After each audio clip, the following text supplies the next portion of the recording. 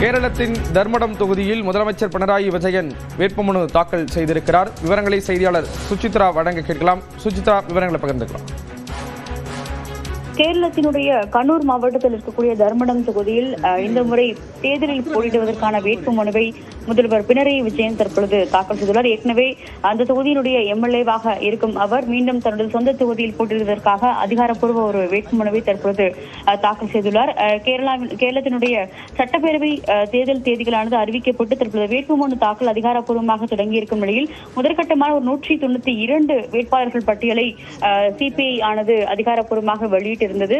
அதில் மிக முக்கியமாக 56 தற்பொழுது ஏற்கனவே எம்எல்ஏவாக இருக்கக்கூடிய 56 தலைவர்களுக்கு மீண்டும் வாய்ப்புகளை வழங்கியிருக்கும் நிலையில்தான் இந்த ஒரு அதிகாரப்பூர்வமான வேட்புமனுவை தற்பொழுது கேரளாவுடைய முதல்வர் பினராயி விஜயன் தற்பொழுது தாக்கல் செய்தார். குறிப்பாக எல்டிஎஃப் கூட்டணியினுடைய முக்கிய பகுதியாக பார்க்கப்படக்கூடிய விவகாரத்தில் இந்த பல்வேறு தேர்தல் பரப்புரையும் அவர் தொடங்கியிருக்கும் நிலையில்தான் இந்த ஒரு வேட்புமனுவை அவர் தற்பொழுது தர்மடம் தொகுதியில் அதிகாரப்பூர்வமாக தாக்கல் செய்திருக்கிறார். இவர் மட்டுமல்லாமல் சிபிஐ மார்க்சிஸ்ட் சோசியலிஸ்டுடைய மூத்த தலைவர்களான குன்னம்பு, கே சைலஜா, ரவீந்திரநாத், வீணா சார்ஜ், சிவன்குட்டி உள்ளிட்ட மூத்த தலைவர்களுக்குமான ஒரு மீண்டும் அவர்களுக்கான வாய்ப்புகள் என்பது வழங்கப்பட்டுள்ளது. அடுத்தடுத்த தலைவர்கள் இன்று வரும் நாட்களில் அவர்கள் வேட்புமனுவை தாக்கல் செய்வார்கள் என்ற ஒரு தகவலையும் சிபிஐஎம் தெரிவித்துள்ளது. விவரங்களை வழங்கியதற்கு நன்றி சுசித்ரா.